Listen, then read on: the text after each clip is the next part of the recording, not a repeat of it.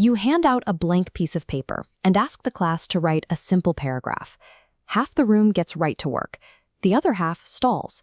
They ask to use the bathroom. They sharpen a pencil that's already sharp. Or they spend 10 minutes erasing a single word until the paper actually tears. It is easy to look at that behavior and assume the student is being lazy, or that they just don't have the skills to do the work. But if you watch closely, those explanations don't actually hold up. Look at these students hunched over their desks. What you're seeing in that posture is a fear response. At some point, these students learned that writing is a test with only one right answer. When that happens, the blank page stops being an invitation and starts being a trap. This fear takes different shapes as kids get older. In 3rd grade, it looks like physical stalling. By 5th grade, it looks like perfectionism, writing one sentence and crossing it out until the period ends. By middle school, it sounds like verbal defiance, but underneath, the fear is identical. Until the fear of being wrong is removed from the process, traditional writing instructions simply won't reach these students. There is a biological reason for this. The human brain cannot generate new ideas and judge those ideas at the exact same time. If you try to do both at once, the creative part of your brain shuts down. Think of the writing process as 2 separate jobs.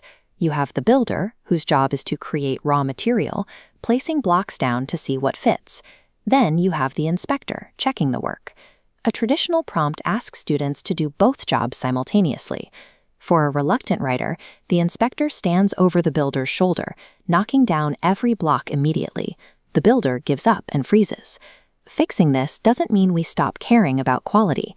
It means we physically separate the builder's shift from the inspector's shift, giving each one time to work alone. We separate those shifts using a 4-step sequence over 2 school weeks.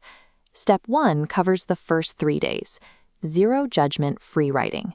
Students write for just a few minutes on a simple, personal prompt. No grammar checks, no spelling checks.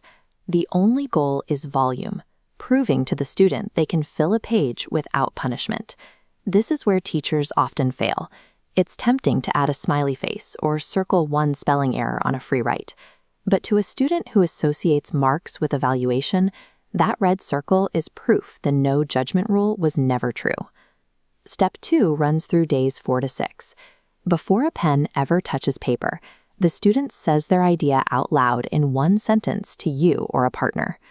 Because talking doesn't look like real work, this is the step most likely to be skipped when a class period runs short.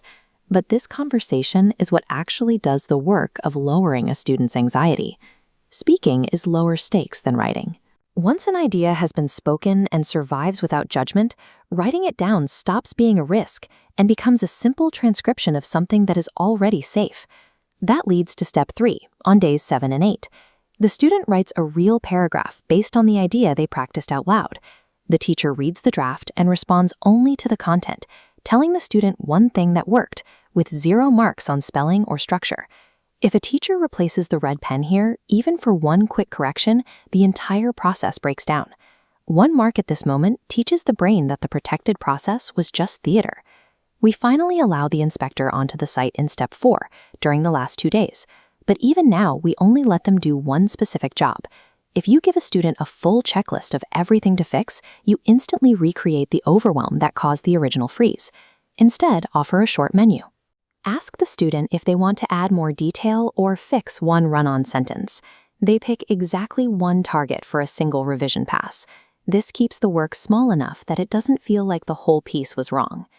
Running this sequence start to finish gives a student the emotional proof they need. They can write a paragraph, and the process doesn't have to hurt. To be effective, you need to run it in the very first weeks of school. Reluctant writers walk into your room in September expecting the old pattern to repeat. You have to reach them before the first major assignment confirms their fears. Look at the focus in this photo. That is the moment to intercept, before the teacher reaches for their paper with a red pen. This sequence does more than teach writing. It creates a moment where a student's raw, unpolished work is received without judgment. In a Christian classroom, this functions as a small but real practice of grace. You're showing students that they are valued before they are polished. That structure teaches them they are safe to bring an unfinished idea into the light every time the rule holds. Helping a student past the freeze requires us to set mistakes aside for a moment. You are giving them the necessary permission to be weak on the way to being good, the only way to ensure they don't opt out of sharing their voice with the world.